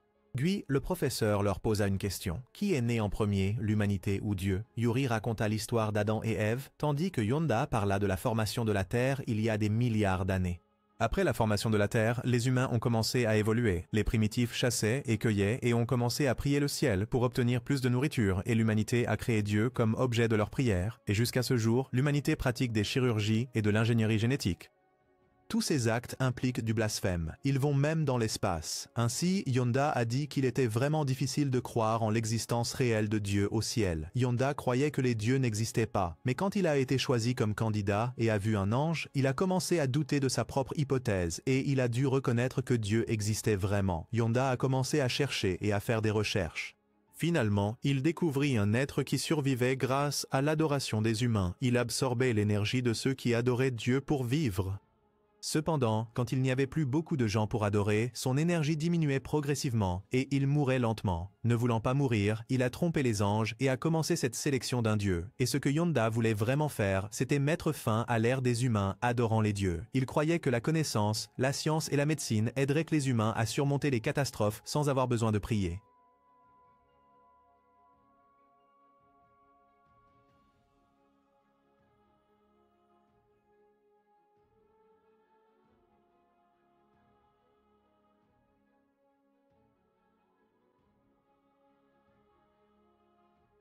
Les dieux n'avaient pas besoin d'exister. Il suffisait de les garder dans leur cœur. D'un autre côté, Naka a choisi de se ranger du côté du professeur pour être certain de sa décision. Murai a demandé au professeur que, dans le monde, il y avait encore des gens qui croyaient en des dieux et voyaient cela comme un espoir et un salut. Puis, quand ils ont appris Les dieux n'existaient plus, que se passerait-il? Il a dit qu'il ne pourrait plus se confesser et demander pardon. Sans soutien, ils perdraient espoir et direction, ce qui les conduirait à mettre fin à leur jour. Comme ils ne pouvaient pas suivre le rythme des temps, ils devaient l'accepter. Ensuite, Mirai a décidé qu'il deviendrait Dieu pour empêcher cela de se produire. Yonda était assez content que Mirai ait l'ambition de devenir Dieu. À ce moment-là, Yuito avait découvert plusieurs tireurs d'élite, et avant qu'ils ne puissent le signaler à Mirai, ils ont ouvert le feu, tuant le garçon. Ensuite, de nombreux autres assassins ont ouvert le feu, attaquant le groupe de Mirai. Il ordonna immédiatement à tout le monde de se disperser. Mirai essaya de récupérer le corps de Yuito, mais Yonda fut plus rapide et emmena le garçon. En se déplaçant, il a utilisé une flèche blanche pour en finir avec Yuito afin de prendre ses ailes et ses flèches. En rentrant chez lui, alors que tout le monde ne savait pas quoi faire, Yonda a appelé Mirai et l'a informé que Yuito était mort, disant qu'ils arrêteraient les négociations jusqu'à ce que le monde leur donne une réponse à ce sujet, puis a raccroché. Ensuite, le professeur a dit à Naka qu'il viendrait un moment où il devrait le tuer avec une flèche blanche. Et vice-versa, il lui remettrait la flèche blanche et Naka le tuerait. Après avoir dit cela, il a tiré une flèche rouge dans le garçon. Pendant que le groupe de Mirai discutait de savoir si Mirai devait devenir Dieu, Yuri était toujours d'accord s'il laissait la flèche rouge. Seule Sachi était encore incertaine car elle ne voulait pas qu'il parte. Mettant cela de côté pour l'instant, il devait également confirmer qui avait envoyé les assassins pour les tuer. Il soupçonnait Oshi ou Umi. Cependant, Umi était toujours sous l'influence de la flèche rouge, donc il ne restait que Oshi. Ensuite, Sachi a appelé et a demandé à Umi d'enquêter pour elle, et juste après, Umi a tiré une flèche rouge sur Oshi. Dans les jours suivants, les gens ont commencé à se révolter. Pendant ce temps, le groupe de Mirai a été emmené par Oshi dans un abri pour se réfugier, car après tout, leurs identités avaient été exposées, et le gouvernement voulait toujours les capturer. Maintenant, le monde savait aussi que les candidats pouvaient également être tués. Murai a dit qu'il persuaderait Yonda à nouveau lorsque le professeur les contacterait. Il a dit une fois que les dieux n'existaient pas et que ceux qui cherchaient le salut auprès des dieux mourraient aussi. Mais Yuri s'y opposa. Elle pensait qu'il était un scientifique et que son travail était seulement de prouver que son hypothèse était correcte. Les gens ordinaires ne pouvaient pas changer sa façon de penser. Mais Oshi a pris la parole pour dire qu'il aiderait Mirai à parler à Yonda, car lui et le professeur étaient autrefois camarades de classe. À cette époque, le professeur était une personne plutôt silencieuse. La première fois qu'il a rencontré Yonda, c'était dans un magasin de proximité. Il était très rapide et précis dans chaque détail. De plus, le professeur était aussi une personne très gentille quand il a aidé Hoshi, alors qu'il a failli tomber dans les escaliers. Et pendant le temps où il a couru avec Yonda en cours de gym, il l'a vu à la fois courir et lire quelque chose, et même perdre délibérément contre lui. Quand Oshi a demandé, Yonda a répondu que c'était un nombre irrationnel. Ce serait stressant s'il faisait ce que tout le monde faisait. Alors Yonda remplissait son esprit de nombres pour éviter le stress. Trouvant cela intéressant, Oshi a suggéré de devenir ami avec Yonda. Mais il a refusé parce que dans une semaine, ce serait pour les vacances. Il pensait que l'auto-apprentissage était toujours bien et il ne voulait pas se faire des amis. Le seul moment qui rendait Yonda heureux était de pouvoir rechercher et créer par lui-même. Mais parce qu'il était né humain, il ferait ce qu'il pouvait pour aider ce monde. Plus tard, le professeur est devenu la plus jeune personne à remporter 2 prix Nobel, l'un en littérature et l'autre en physique, et il était considéré par le peuple comme un trésor national. Cependant, Yonda ne voulait pas se démarquer car il craignait d'offenser les autres et qu'il pourrait en profiter comme excuse pour lui parler. Du côté de Yonda, il a expliqué la raison pour laquelle il est devenu candidat à la divinité. À ce moment-là, il avait choisi de mourir volontairement, parce qu'il voulait voir où les humains iraient après la mort. Mais son désir de vivre était plus fort, donc il ne pouvait pas le faire. C'est pourquoi il est devenu candidat pour le nouveau Dieu, car de cette manière, il pourrait découvrir ce qui arrive aux humains après leur mort et où ils vont. Il a dit qu'il y avait actuellement 2 façons d'empêcher les candidats de devenir le nouveau Dieu. La première était d'utiliser une flèche blanche. Il a ensuite pointé la flèche blanche sur Naka, mais il l'a fait uniquement pour forcer l'ange de Naka, Oguro, à révéler l'information sur qui était l'ange spécial. À la fin, Oguro a accepté de parler à condition que Yonda donne une flèche blanche à Naka. Après avoir accepté, Oguro a révélé que c'était Mirai. L'ange naze a pu toucher son partenaire. De la même manière que les humains ne pouvaient pas toucher les anges, mais les anges ne pouvaient pas non plus toucher quoi que ce soit appartenant aux humains. Cependant, Naze l'avait une fois admis involontairement lorsqu'elle a attrapé Mirai avec sa main alors qu'il tombait d'un bâtiment. Naze était capable de déplacer des êtres humains et des objets. Pas beaucoup, mais elle était la seule à pouvoir le faire. Naze elle-même ne semblait pas réaliser que c'était sa capacité spéciale, ni comprendre vraiment ce qu'un ange devait faire. Maintenant, Yonda comprenait le problème. L'étape suivante était de choisir le lieu et le moment. Le professeur a ensuite appelé le premier ministre et lui a demandé de rassembler le groupe de Mirai au stade national, un endroit qui attirerait l'attention et servirait de lieu parfait pour que tout le monde assiste à un événement historique. 33 jours passèrent, et les effets des flèches rouges de Yumi et Hoshi s'estompèrent. Cependant, Mirai tirerait encore sur Hoshi, puis il utiliserait la flèche sur Yumi. De cette façon, il resterait en sécurité et Hoshi agirait en tant que représentant de la police pour parler avec Yonda. Quant au professeur, après un mois sans nouvelles du Premier ministre, il est allé directement à la Maison-Blanche, lui a tiré une flèche et lui a ordonné d'utiliser la flèche rouge sur des hauts fonctionnaires pour rendre les commandes plus pratiques. Ensuite, le Premier ministre est apparu à la télévision et a annoncé au groupe de Mirai que le lieu de la discussion serait le Stade national, prévu pour 13 h le 10 octobre. Puis vint le discours de Yonda. Après avoir entendu les opinions de personnes du monde entier, la majorité était d'accord avec lui pour dire qu'il n'avait pas besoin de Dieu. Il a même averti les autres nations d'arrêter leurs assassinats, car si elles continuaient ainsi, la dernière personne survivante deviendrait Dieu. Il voulait seulement que tout soit résolu par cette discussion. Après avoir dit cela, il a mis fin à la diffusion. Naz a confirmé que ce que le professeur avait dit était vrai. Cependant, Yuri s'est levée pour s'opposer à la rencontre avec Yonda. Elle ne voulait pas que quelqu'un devienne Dieu, juste pour qu'elle puisse garder la flèche rouge. Mais plutôt que si personne ne devenait Dieu, il ne pouvait pas traiter cette sélection comme si elle n'avait jamais eu lieu. Si c'était le cas, alors, à part Yonda, aucun des autres candidats ne trouverait le bonheur. Yuri pensait que la meilleure solution était de tuer Yonda. Sachi prit la parole, disant que s'il faisait cela, il ne serait pas différent de Kanade. Mais le lendemain, en attendant l'événement, Yonda et Naka ont mené une expérience qui a fini par tuer beaucoup de gens. À présent, le nombre de personnes qui croyaient en Dieu diminuait. Quoi qu'il en soit, lors du prochain débat, Mirai pourrait très probablement devenir Dieu et il n'avait pas l'intention d'abandonner. En entendant cela, Sachi voulait lui parler en privé. Pendant ce temps, Mizuki a parlé de la sélection à sa petite amie et elle était très inquiète car elle ne savait pas si, une fois le monde changé, elle pourrait encore le revoir.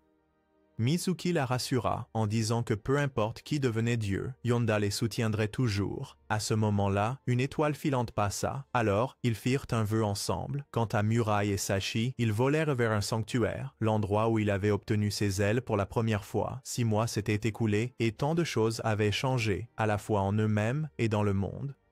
Enfin, Sachi a avoué ses sentiments. Elle aimait Mirai. En réponse, il a seulement dit « Merci ». Il était heureux qu'ils aient survécu jusqu'à présent. Peu de temps après, le jour du débat est arrivé. Les journalistes attendaient à l'extérieur, tandis que Yonda et Naka se tenaient à l'intérieur, entourés de drones volant partout pour diffuser l'événement en direct. Peu de temps après, le groupe de Mirai est également arrivé avec Hoshi et Yumi qui suivaient aussi. Yonda se souvenait encore de Hoshi parce qu'il était le seul à lui avoir jamais parlé. Hoshi commença d'abord en disant qu'au lycée, Yonda évitait toujours d'interagir avec les autres, mais qu'il était quand même gentil avec eux parce qu'il ne voulait pas les rendre tristes. Il ne pouvait pas comprendre pourquoi quelqu'un comme ça abandonnerait ceux qui avaient besoin de Dieu. Yonda répondit que Hoshi avait mal compris quelque chose. Il n'était pas gentil avec tout le monde, il essayait simplement d'interagir le moins possible avec eux pour éviter d'être impliqué avec eux. Hoshi a ensuite demandé pourquoi il avait choisi maintenant de s'impliquer avec tout le monde dans le monde. Yonda a dit qu'il avait souhaité de nombreuses fois ne jamais avoir remporté le prix Nobel, parce que depuis lors, toutes sortes de personnes étaient venues à lui, et, en conséquence, il était tombé en dépression au point de vouloir mettre fin à ses jours. Mais les humains sont des êtres mystérieux. Quand ils se débarrassent d'une chose, ils en gagnent une autre. En abandonnant les relations humaines, Yonda avait surmonté sa peur des gens. Ne craignez personne, ne laissez personne vous contrôler. L'avenir de l'humanité avait déjà été déterminé dès le départ. Les humains devraient réfléchir à ce qu'ils doivent faire de ces données. Ils seront heureux si nous y parvenons avant la mort. Aujourd'hui, il se tenait ici pour s'assurer qu'aucun candidat à la divinité ne devienne un faux dieu, et pour cela, il tuerait les 3 personnes devant lui. Le moyen le plus sûr d'empêcher la naissance d'un être est que tous les candidats à la divinité doivent mourir. Par conséquent, 3 des 5 candidats doivent mourir maintenant et les 2 restants doivent utiliser les flèches blanches pour s'entretuer. Il semblait que la décision de Yonda avait déjà été prise en compte dans les calculs de Mirai. 30 minutes plus tôt, Mirai avait dit à tout le monde que peu importe qui prétendait pouvoir être un faux dieu, il ne faisait pas cela pour ceux qui avaient besoin de Dieu. Il devait penser au bonheur des candidats à Dieu.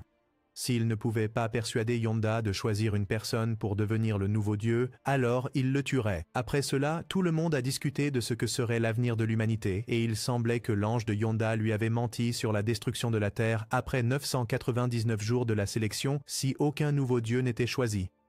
Lorsque le temps de discussion fut terminé, Yonda s'avança et demanda à Murai s'il voulait vraiment devenir le nouveau dieu. Voyant l'expression déterminée sur le visage de Murai, il voulut lui parler en privé. Oshi demanda également la permission d'écouter, disant qu'il se contenterait d'écouter et ne parlerait pas. Puis les autres sont partis, et dans le stade, il ne restait que 3 personnes. Yonda commença par la question. Murai voulait-il toujours devenir dieu? Murai choisit encore oui. Personne ne voudrait mettre fin à sa vie juste parce qu'il voulait devenir Dieu. Mais s'il ne le faisait pas, certaines personnes perdraient leur direction et ne pourraient pas continuer à vivre. Le but de Murai était toujours de permettre au plus grand nombre de personnes possible de trouver le bonheur. Yonda rétorqua qu'en fin de compte, le bonheur n'était qu'une sorte de contraste obtenu en voyant et en comparant les autres qui ne sont pas heureux. Murai était d'accord avec cela, mais il ajouta que chercher le bonheur en rendant les autres heureux n'était pas une mauvaise chose. Tant qu'il était en vie, il ne renoncerait pas à chercher le bonheur en tant qu'être humain. Cependant, le désir de Murai n'était pas bien accueilli par le public, en partie parce qu'il craignait qu'il soit trop jeune pour être Dieu. Après cela, Yonda a soulevé le problème suivant. Murai avait dit une fois qu'il ne voulait plus que quiconque meure. Pourtant, en devenant le nouveau dieu, quelqu'un devrait mourir. Murai devrait le tuer parce qu'il n'était pas d'accord pour laisser Murai devenir dieu. Et Murai avait déjà dégainé sa flèche blanche et l'avait pointée sur Yonda. Pendant ce temps, le groupe de Sachi avait été retenu par Naka jusqu'à la fin de la négociation. Murai n'hésita pas à tirer l'arrow blanche sur Yonda. Yonda esquiva, quelque peu surpris. Murai interrogea alors le professeur. Il avait dit un jour que l'avenir de l'humanité était avant tout, mais l'humanité ferait face à l'extinction, la cause étant l'avancement excessif de la science et de la technologie.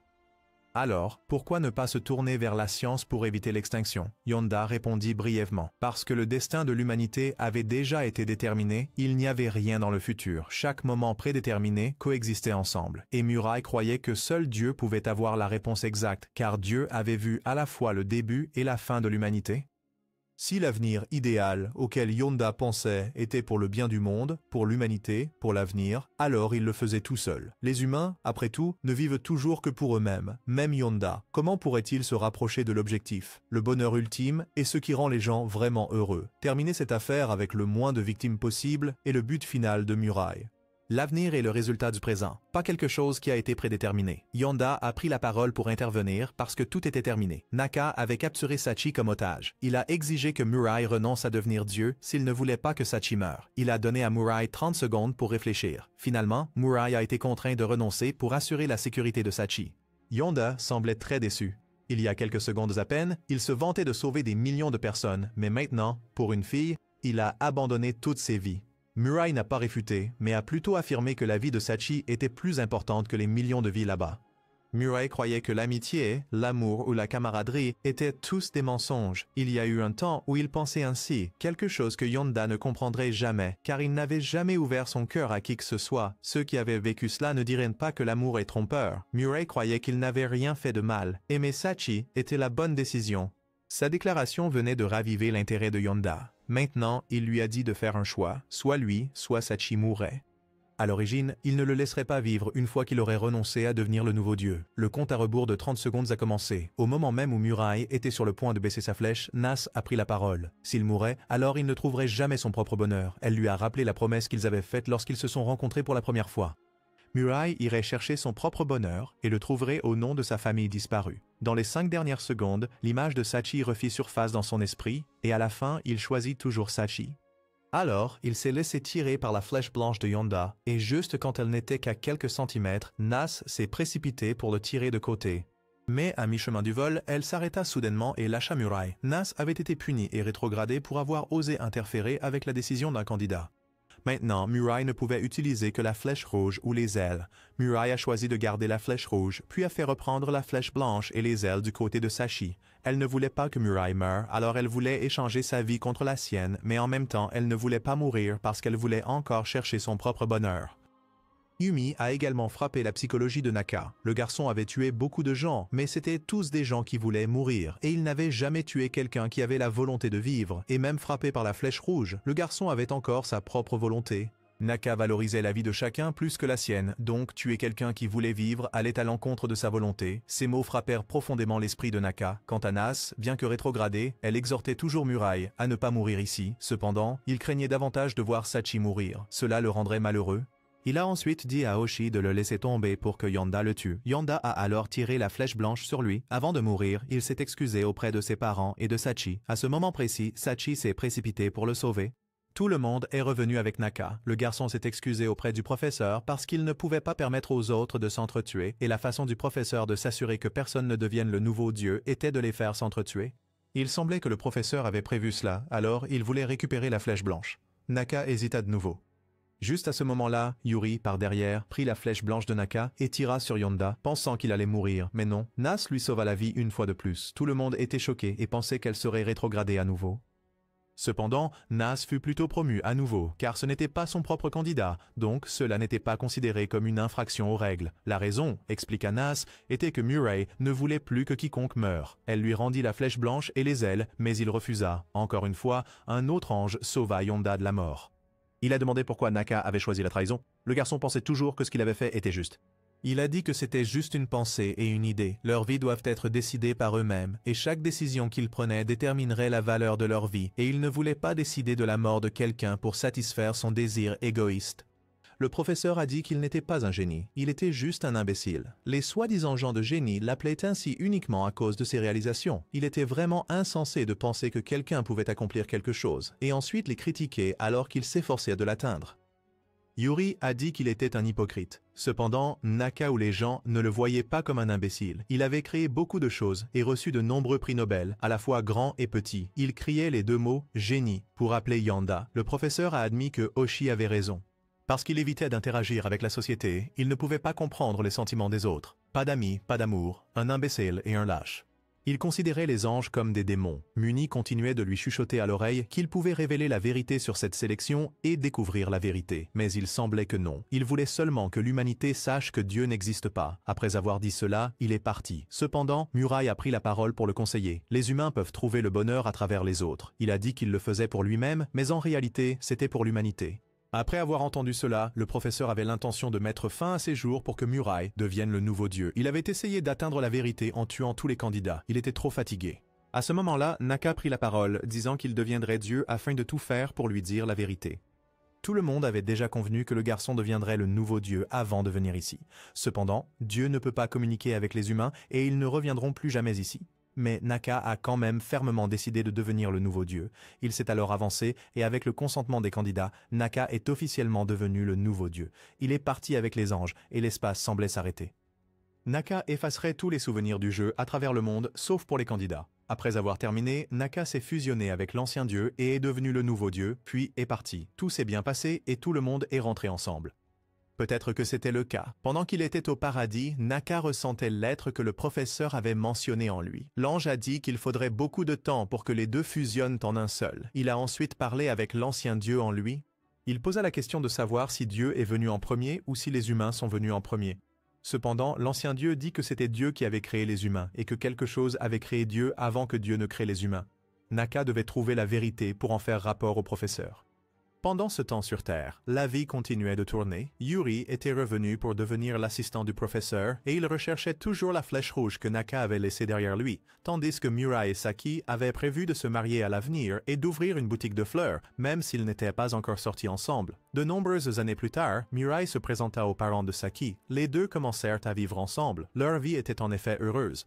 Puis, de nombreuses années plus tard, les deux se sont mariés. Naka cherchait toujours la réponse tout en observant la vie des anciens candidats. Le rêve d'ouvrir une boutique de fleurs de Mirai et de sa femme s'était réalisé. Un jour dans le royaume céleste équivalait à 6 ans dans le royaume terrestre. Naka observait le professeur, il recherchait toujours la flèche rouge. Dehors, il y avait la voix forte de Yuri. Il avait un colis.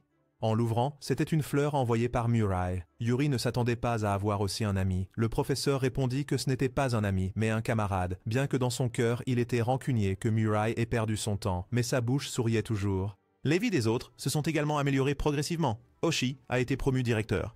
Le frère cadet de Naka avait un emploi dans une ferme. La vie de tout le monde était encore heureuse. Cependant, lorsque Naka a cherché ceux qui ne voulaient pas vivre, ils étaient innombrables, ce qui l'a profondément choqué. Même sans Dieu, les humains voulaient toujours mourir. Naka a commencé à se sentir ébranlé et à douter de ses idéaux. Beaucoup de gens vivaient trop haut pour pouvoir regarder les misérables. Pendant que les misérables luttaient pour survivre, certains abusaient de leur pouvoir, d'autres faisaient du mal jusqu'à tuer, et puis il y avait des millions de personnes suppliant Dieu. Naka était ébranlé, se demandant ce que le Dieu précédent avait fait. L'ancien Dieu répondit qu'il ne faisait que regarder. La responsabilité de Dieu était de créer la vie sur terre. La vie se multipliait progressivement sans qu'il ait à intervenir, donc il ne faisait rien. Naka devait juste laisser tout continuer à tourner. Cependant, Naka doutait de laisser les humains vivre et mourir par eux-mêmes. Il commença à penser que s'il mourait, cela pourrait nuire au paradis. Mais la flèche rouge qu'il avait donnée au professeur avait disparu. Cela ferait savoir au professeur que Dieu était mort. Et quand son ange gardien ne faisait pas attention, Naka utilisa la flèche blanche pour se poignarder. Les anges disparurent un par un quand il n'y eut plus de Dieu. Naz a félicité Muni pour avoir réussi à détruire le paradis, et elle a aussi disparu. Dans le monde terrestre, la flèche rouge a disparu, suivie par les enfants, puis progressivement les adultes. Autour, il n'y avait que des vêtements flottants. Sachant que c'était la décision de Naka, Murai a dit au revoir à Saki. Il était très heureux de mourir avec elle. Tandis que le professeur était encore perplexe, il réalisa que son hypothèse était fausse. Si Dieu pouvait effacer toute vie, anges, paradis, même les êtres vivants comme armes de destruction humaine, alors le but de Dieu était d'anéantir toute vie. Avec ces mots, il disparut lui aussi. La Terre commença à revenir à l'âge primitif quand il n'y avait plus d'humains. En abandonnant cette planète, la vie pouvait être détruite et le reste ne naîtrait pas là. L'anime se termine ici. Au revoir.